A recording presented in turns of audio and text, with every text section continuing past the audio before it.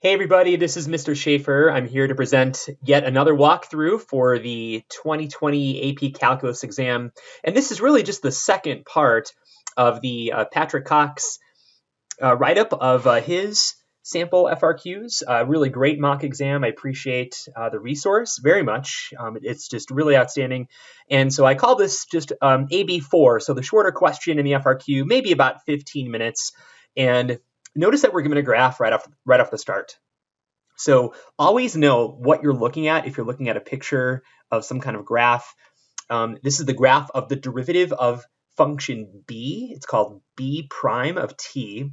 And because I have a picture here, I'm going to be using primarily a graphical approach to this FRQ. And we talked about other approaches like the tabular or numerical approach, the analytical approach where a function is provided or a number of functions might be provided for you.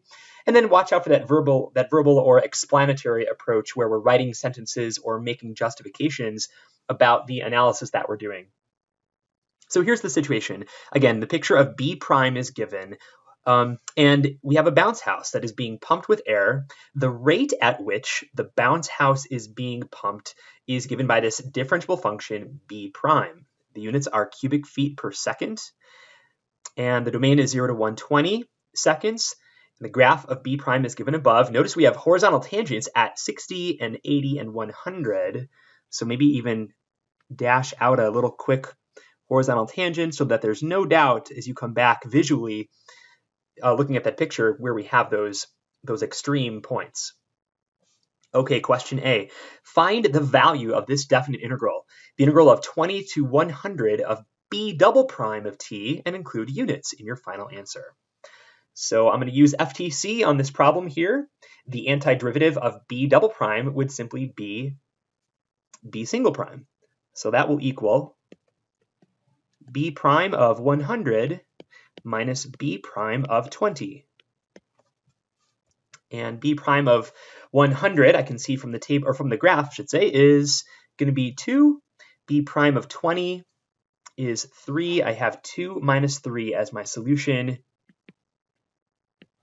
which is -1. We were asked to include units on our final answer, so let's do that. And remember that here we're integrating B double prime would simply be cubic feet per second squared. Multiply that by some small increment of time in seconds, and a little short and a quick unit analysis can verify for us the seconds will cancel. I'll be left over with cubic feet per second. So there are proper units. -1 cubic feet per second would be that solution for part A.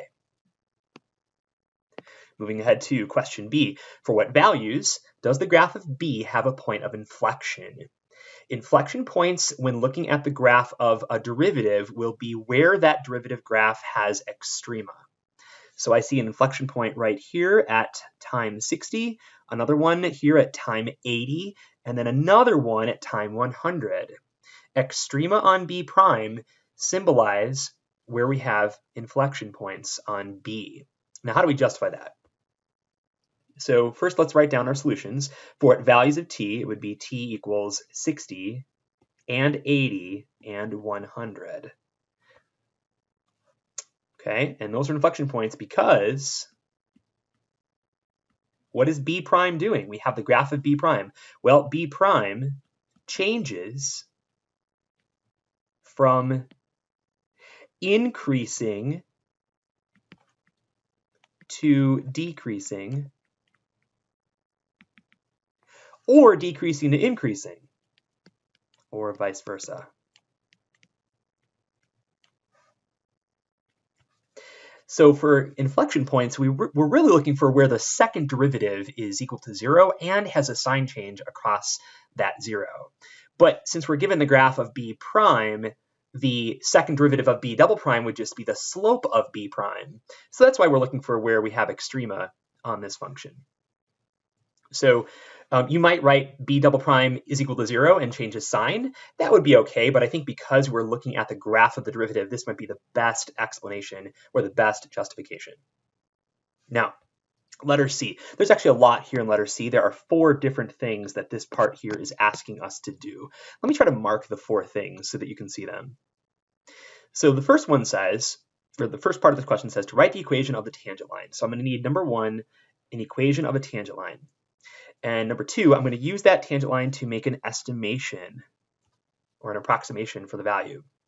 And then number four, I'm going to answer the question, am I making an estimation that is an over or an under estimation? So we'll call that 3. And then finally, I've got to explain my rationale for the overestimate or the underestimate of the value. Let's begin with number one. To write the equation of any line, you need two things. You need a point and a slope. A point has to be given to you. Here it says at time 130. At time 130. And then we need the slope. But if it's a tangent line, then the slope is going to be the derivative value at that time of 130. So think about using a derivative.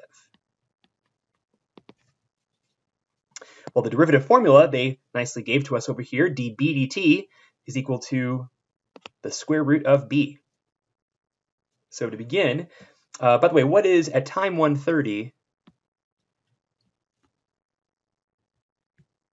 Let's see, at time 130, it says here that the volume of the bounce house is 30 cubic feet. So there's my point.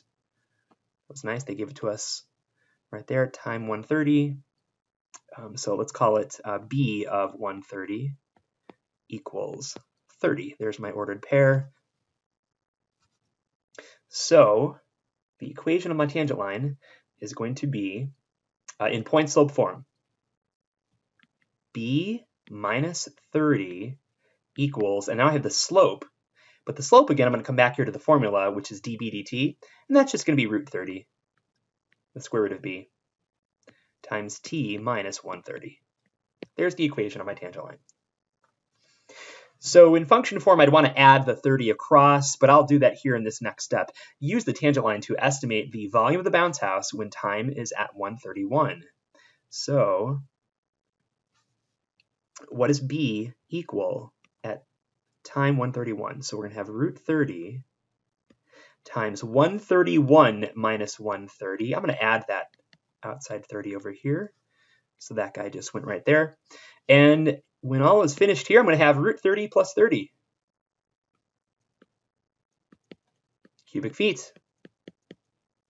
There's my approximation. I don't need a calculator, so I'm pretty much done right there. But it does say here, is the estimate that I made an over or an underestimate of the true value at time 131? Well, whenever I want to check to see if a tangent line value or a tangent line approximation is an overestimation or an underestimation, let's analyze the second derivative of the problem. Because the second derivative is going to tell me something about concavity of the function at that point. So let's find d squared b dt squared.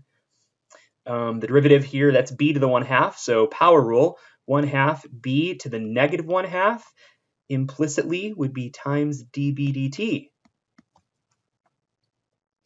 And I want to know, what does that equal when, what does that equal when b is equal to 130? Or excuse me, when b equals 30? Let's find out.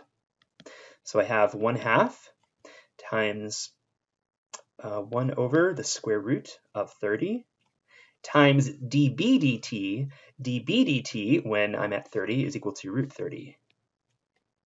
So there it is. Looks like I'm going to get an answer here of 1/2. All I care about is that it's positive. Because the value of the second derivative is positive, then I have a concave up function, and any tangent line approximation, if you're off the point of tangency, is going to be an underestimation. So there's my tangent. Because of the curvature, here's the actual function point there. F of, or I should say B of 131 is up here. My tangent line approximation fell below, so I'm dealing with an underestimation because of the concavity or the curvature of that function. So what would I write for my explanation? By the way, that was, let's see, for 3 and 4, I'll do that over here. Number 3, we have an underestimation.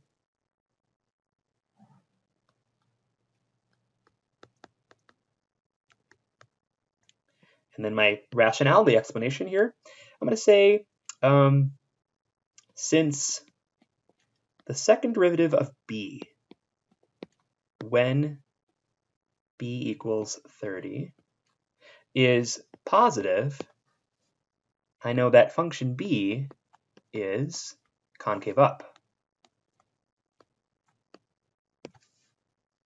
Therefore, the tangent line and any approximation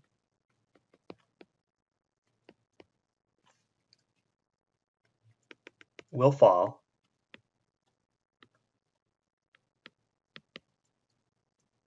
below the curve. So f of, well, I'll just stop right there. Probably valid enough for the explanation that we want, but a pretty big part though. There's a lot in that little question. It's hardly a little question. The tangent line, using the tangent line, finding a second derivative, remembering chain rule with this implicit piece, and then an analysis using concavity. So kind of a lot there in that part. Fortunately, the problem ends with a separation of variable problems, which is not too difficult. And it's even telling us nicely to use separation of variables to find the general solution of capital B that would solve this differential equation. So remember that we want to separate first, and that's a really crucial step. Separate the variables. Most AP exam rubrics will not reward students with any points if they fail to separate the variables as step number 1. So I'm going to divide by the square root of b, and I'll have 1 over the square root of b times db, and then let's multiply by dt to separate the variables. That would be step number 1. Make sure we separate. Step 2 is to integrate.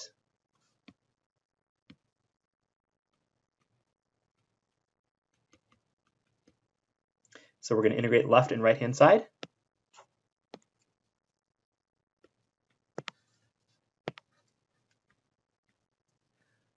Okay. And that is really going to be b to the negative 1/2. Let me actually rewrite that.